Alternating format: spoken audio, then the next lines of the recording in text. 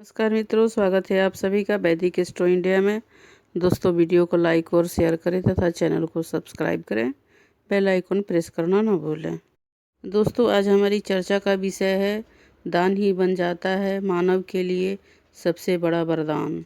सभी वेद पुराणों में तथा सभी धर्मों में दान की महिमा का अपने अपने तरीके से व्याख्यान किया गया है। कहा जाता है कि सुपात्र को दिया गया दान ही वरदान बन जाता है। हम सभी दान की महिमा को प्रत्यक्ष या अप्रत्यक्ष रूप में देखा या सुना है। कुछ लोग अहंकार के वश में आकर के या फिर लोभ के वश में आकर दान नहीं करते हैं। ऐसा महामाया की माया के कारण ही होता है। मोह माया के बंधन में बंध जाने के कारण हम लोग दान नहीं कर पाते हैं। महामाया की माया ही हमारे कल्याण तथा नाश का कारण बनती है। इस संसार में महामाया ने ही मोह माया का जाल फैलाया हुआ है, जिसके कारण काम, क्रोध तथा लोभ का जन्म होता है। काम, क्रोध, लोभ, मोह के कारण ही व्यक्ति अपने जीवन में कुछ खोता भी है, कुछ पाता भी है।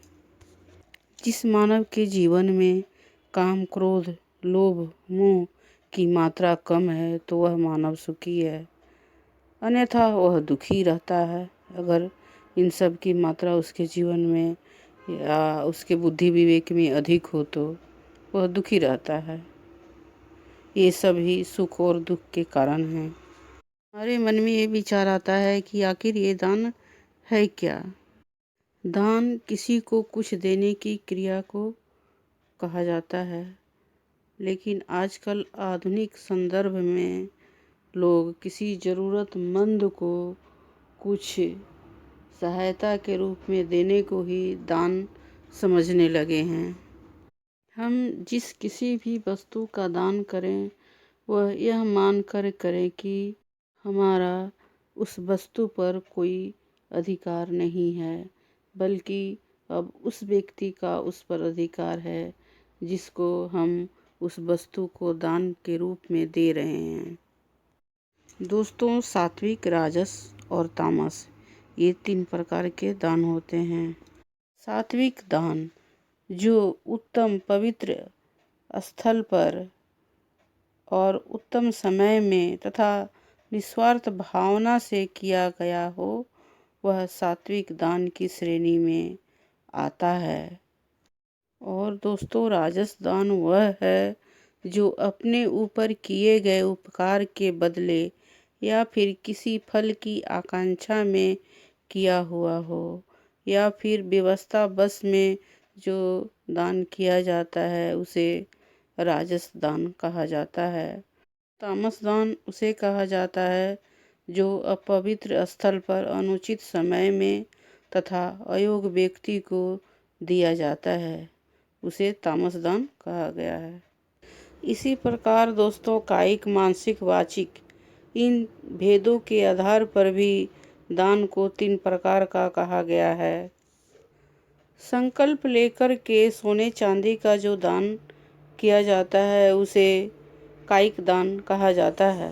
वैसे ही दोस्तों, अपने निकट किसी भयभीत व्यक्ति के आने पर जो उसे अभय दान दिया जाता है उसे हम वाचिक दान कह सकते हैं। इसी तरह दोस्तों, जो हम पूजा पाठ, जप, तप, ध्यान प्रवर्तित का जो अर्पण कहा गया है उसे मानसिक दान कहते हैं। दोस्तों, ये तो हम सभी जानते हैं कि दान देने से हमें कुछ न कुछ फल की प्राप्ति होती है। आइए अब हम जानते हैं कि किस चीज़ का दान देने से हमें उसे फल के रूप में क्या प्राप्त होता है। विद्या का दान करने से विद्या और ज्ञान बढ़ता है। अन्न का दान करने से अन्न का भंडार बढ़ता जाता है।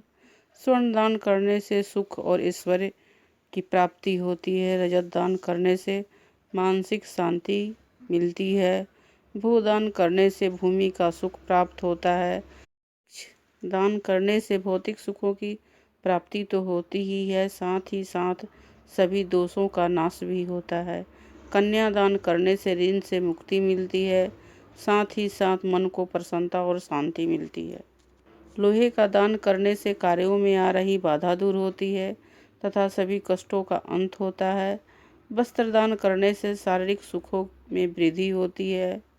औषधि दान करने से रोगों से मुक्ति मिल जाती है। दान करने से ईश्वर की कृपा की प्राप्ति होती है। धूप दान करने से आनंद की प्राप्ति होती है हमें। और तेल दान करने से कष्टों का अंत हो जाता है। जल दान करने से सुखों में वृद्धि होती है, साथ ही साथ मानसिक शांति की भी प्राप्ति होती है। रक्तदान करने से नवग्रह दोष को शांति मिलती है। गोदान करने से सीधे मोक्ष की प्राप्ति होती है। सुपात्र को दान करने से उत्तम फल की प्राप्ति होती है। जरूरतमंद को दान देना भी उत्तम बताया गया है। गुरु को दान करना सबसे श्रेष्ठ बताया गया है। मानव जीवन में अन्न, धन, द्रव्य की 3 परिस्थितियाँ देखी जाती हैं: दान, भोग और नाश। जो व्यक्ति दान नहीं करता, भोग नहीं करता, उसके धन द्रव्य का नाश हो जाता है। वह नाश बीमारी, दुख या क्लेश, चिंता, अभाव आदि के रूप में प्राप्त होता है। उत्तम कोटि का व्यक्ति अपने अन्न, धन, द्रव्य का अपनी ज़रूरतों को पूरा होने के बाद उसका उपयोग दान के रूप में करता है। मध्यम कोटि के व्यक्ति अपने द्रव्य, धन, अन्न का उपयोग बस व्यय और उपभोग करते हैं। अतिरिक्त कुछ व्यक्ति ऐसे होते हैं जो अपने अन्न, धन, द्रव्य का न तो भोग करते हैं, न ही किसी को दान देते हैं। इसलिए धीरे धीरे उनके धन दौलत का नाश तो होता ही है, साथ ही साथ बिना कोई सुख प्राप्त किए उनके शरीर का भी उम्र पूरा हो जाता है। इस प्रकार का व्यक्ति उद्धम कोटि का गिना जाता है। शुद्ध और पवित्र मन से किया गया दान ही श्रेष्ठ फलों को देने वाला होता है।